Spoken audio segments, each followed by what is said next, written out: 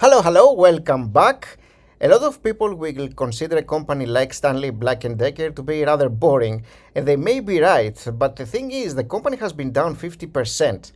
And at this price, being 50% down, it may be a fantastic opportunity. Now, there's generally speaking a reason why a company is down 50%, but you have to acknowledge the fact that the whole stock market has been crashing for a while. Now, lately it has been doing better, but overall, a lot of companies have lost a lot of their value just because, again, it's the overall market that has gone down. And of course, they have sustained some injuries, don't get me wrong. Some things have happened to them, but it's not all companies that actually deserve a 50% drop in price. Now, some of them may have been very expensive to begin with, so they lost a little bit of their value. But for some others, it may be that they just suffered a little bit of a loss because of the overall market trend. Is Black& Decker one of these companies? We'll examine that to determine whether that's the case or not. Now, Black& Decker is a company that is it's a dividend king, meaning that it has been increasing its dividends for the last 50 years, never really cutting down on a dividend any time in the past, which is absolutely amazing. It kind of points to a very safe dividend paying company, and could be a nice addition to your portfolio for a passive income purpose. And so this is a company that you could be adding and probably even forget about it for many years to come. But is that the case? I mean, is the company still enjoying a nice operations and a nice income that can actually lead them to continue paying this hefty dividend that they are paying? I mean, it's not super hefty. It's like 3.1% right now, but it's relatively safe. And so the fact that it is 3.1% and it is has been paid consecutively for like 50 years, and of course it's variable. It does change the amount, but still, the company hasn't cut down on dividends for 50 years. It's a nice, pretty much safety mechanism. Okay, so let's examine the details about this company. What is up with it? If we take a look at the 5-year chart, you will notice that it has been relatively steady, going up and down a little bit. You would potentially kind of expect it from this company. It's not a company that will be moving a lot either on the upside or the downside. And this kind of 50% loss is actually very steep for a company of this sort. And it happened quite abruptly again because of the market downtrend. But its P ratio is sitting at 17.4, as you will see, and it's going down most of the time. And its price to free cash flow is very elevated. This means that the company is not making as much free cash flow as it used to make back in 2021, for example, and before that. So something happened in the past couple of years or so, maybe a year and a half. We will examine that and see exactly what happened, because it may not be the fact that the company actually lost free cash flow. It may be some adjustments, and the price to earnings ratio could potentially point to that, because it's rather nice over here, sitting at 17. In terms of outstanding shares, they are about the same, slightly more than what they used to be, but that's not really a big concern.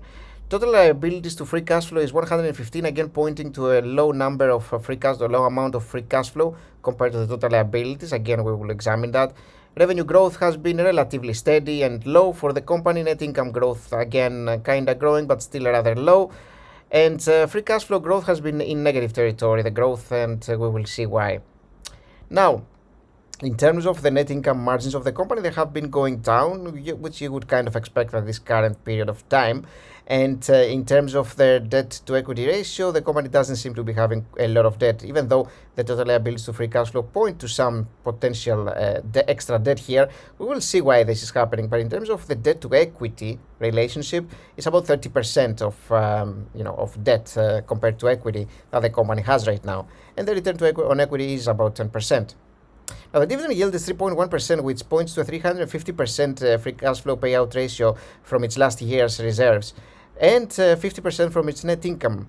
Now, we will examine why this is happening with the free cash flow, of course, in detail, to see whether this is concerning or not. But the net income payment here, the payout ratio, is about 50%, which starts to be getting at a little bit of a potentially dangerous territory. Now, typically, maybe something like 70% is way more riskier, but 50% is where it begins to be a little bit concerning in terms of its payout ratio. At least it may not be feasible for the company to keep increasing their dividends for a long while. Now, if we take a look at the dividend stub, you will see You can kind of see here the dividend yield as it's paid right now based on the current stock price, and this is the last 12 months one. It's practically the same, practically speaking. And yeah, you can see the consecutive payments here, the consecutive dividend increases. And let's go back a little bit and examine the financial statements now, because I want to see what's happening with the free cash flow. From 12 billion to almost 13 billion to 15.66 in revenue. It's been growing nicely, but remember the company has had some years that were a little bit more lackluster than others. In terms of the net income, 1.2 to 1.6, again growing, and in between had some years that were not that great over here. And in terms of the balance sheet of the company, you will see that the total liabilities are sitting at about 16.5 billion. And in terms of the total equity, sitting at 11.5 billion. So 16.5 is what their total liabilities are, with about 6.7 of them being the total debt of the company. This is about 1/3 of the total liabilities. And if we take a look at the cash flow statement, we can kind of see what is happening here. The net income has been increasing. It's not that the net income has been going down. That actually produces much less operating cash flow here, as you will see. It's the fact that the company actually paid a lot in order to get extra inventory, and also they had a change in working capital. Now, this could be, for instance, be account payables, so that they actually had to pretty much write as current liabilities. And because current liabilities were way more than the current assets that the company had, you're looking at this change in working capital. So some cash was extracted from its operating cash flow here. And this is why you're looking at the price, at the amount of operating cash flow here going down.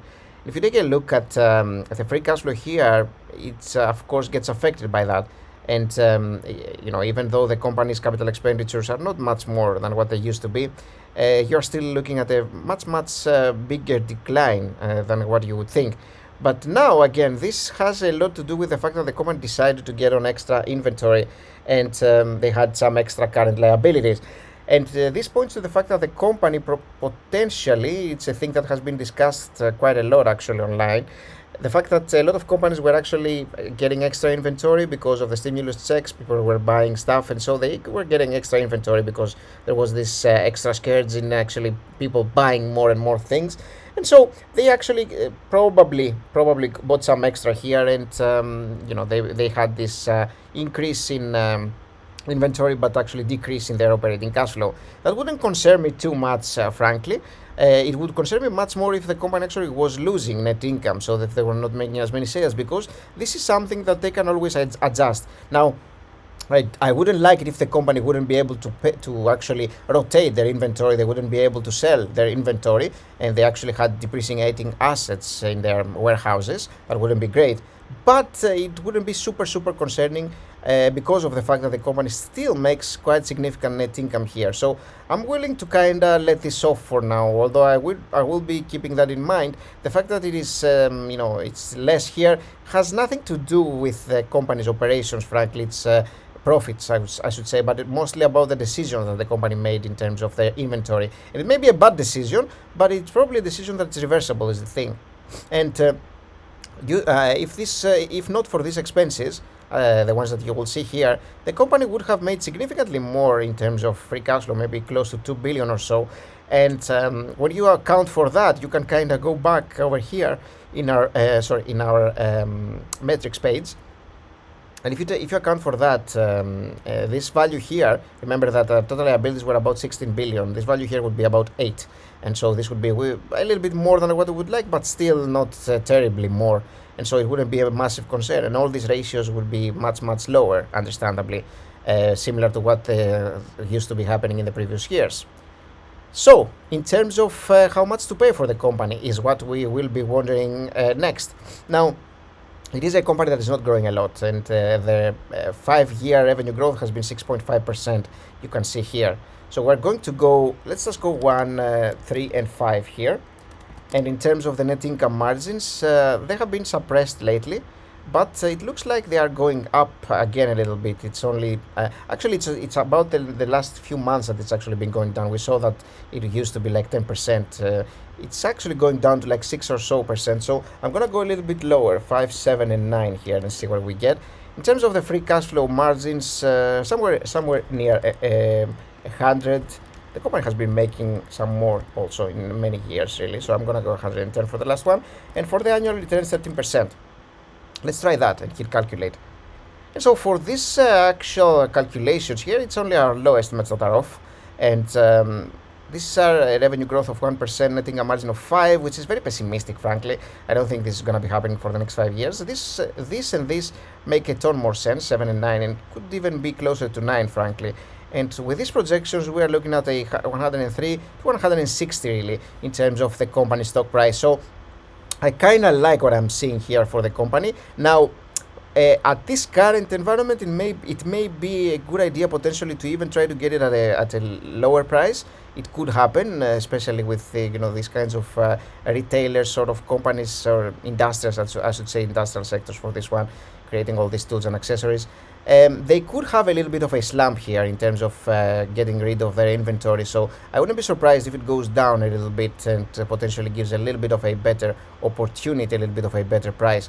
But for the long term, if you're looking to buy this company and hold forever, or hold for a long time, I should say, a 50% discount and much better metrics here is not bad at all, and a dividend that seems to be relatively safe. It may be a little bit more elevated in terms of its payout ratios, but still probably safe for many years to come. I think it may be a good opportunity for potentially adding at least just a bit and maybe look to average down potentially, even if that happens, and just hold it for the income. Wouldn't be a bad idea at all, I think.